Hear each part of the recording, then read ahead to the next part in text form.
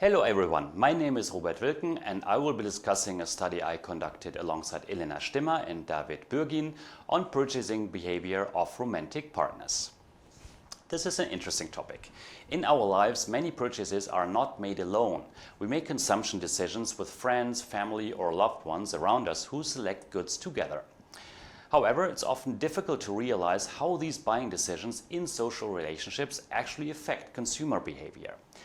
Have you ever noticed the difference when you and your loved one shop together compared to when you shop alone? Do you buy more things or more expensive things?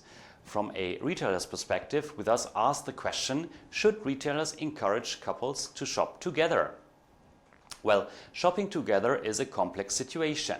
It can be structured according to two core dimensions, namely decision-making and consumption, both of which can generally take place either jointly or individually. Based on this distinction, there are four cases. In case 1, joint decision-making and joint consumption, the couple does the shopping together and buys the items needed, for example, to prepare a dinner that they will enjoy together. Case 2 represents the purchase decision of an individual so that only one of the spouses makes the purchase, but consumption will take place together. Case 3 refers to a joint purchase decision, such as when the one who wants to buy a pair of pants would seek advice from their partner while shopping. In that case, consumption is of course individual. You will wear the pants alone. Case 4 describes the case when, for example, the spouse who needs a pair of pants buys them alone. So both decision-making and consumption are individual. Our review of the literature has revealed that excellent research lacks knowledge on the impact of couples shopping together versus individually for joint consumption when they can make vice and virtue choices. These types of choices consistently bring to the fore a conflict between a couple's short and long-term consequences. Vice products are associated with short-term pleasures, for example chocolate, but negative long-term consequences. For example, gaining weight. And virtue products are by tendency less pleasurable, for example celery, but likely have positive long-term effects.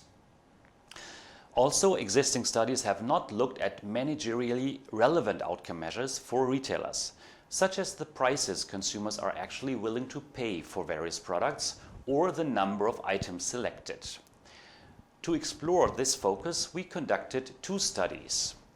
In the first one, which was our main study, we observed couples shopping individually or together in a specially programmed web store, in which they chose between numerous vice and virtue products.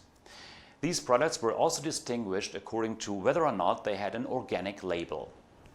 Then a second empirical study investigated the influence of consumption mode, so joint or individual, on individual decision-making. This second study served as a benchmark study to the main one to assess the relative influence of decision-making on the one hand and consumption mode on the other. We expected that decision-making, that is, whether romantic partners shop together or individually for joint consumption, is the relevant and more interesting angle. We established three hypotheses, which I will call H1, H2 and H3. You can see an overview of these hypotheses on this slide. H1 states that in a purchase situation for joint consumption, romantic partners shopping together purchase more than romantic partners shopping individually. If this turns out to be true, then retailers should incentivize partners to shop together and not alone. H2 states that this effect is stronger for vice than for virtue products. This points towards the specific revenue potential of encouraging romantic partners to shop together for vice products. H3 states that the main effect of decision-making is weaker for products with an organic label than without such a label. Again, this specifies the revenue potential for retailers in different product categories. H2 and H3 taken together assume that romantic partners shopping together would particularly buy much more unhealthy products, so vices and without an organic label, than romantic partners shopping individually. Let's start with the main study which tested these hypotheses. We designed a self-programmed web store in two versions, romantic partners shopping together, so RPST, and romantic partners shopping individually, so RPSI. This website offered items in all product categories: vice, virtue, with organic labeling and without organic labeling. We recruited participants at a German Christmas market and verified that they had been in a relationship and living together for at least 1 year.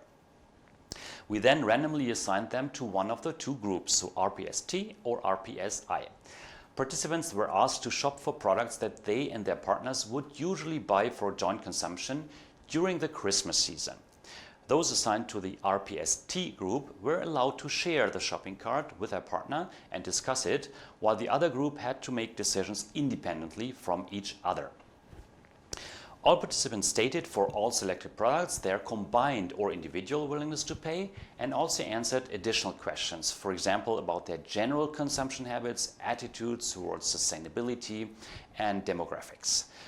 To create outcome variables that would be meaningful to a retailer, we used size and value of the shopping cart. Size refers to the number of items selected, and value refers to the total price the participants would be willing to pay for these items. For example, if one couple selected 3 virtue and 2 vice items with willingness to pay of €3 and €5 respectively, the total shopping cart value was 3 times €3 plus 2 times €5, which is equal to €19. If you think this is clear, now we can take a glance at the results. Based on our main study, we found that romantic partners shopping together add significantly more items to their shopping carts, so plus 12 on average, and that their shopping cart has an additional average value of approximately €48 compared with romantic partners shopping individually. These results clearly support H1. Besides, we find support for H2 and H3 for both shopping cart measures, so size and value. This means that romantic partners shopping together buy more items at an altogether higher price, and the difference to shopping cart size and value of romantic partners shopping individually is particularly large for vice products and for products without an organic label. In a second study, we targeted US consumers who are in a romantic relationship. This time we varied consumption mode, so joint or individual, through a scenario-based description of the task while keeping decision-making constant, so everybody made individual decisions.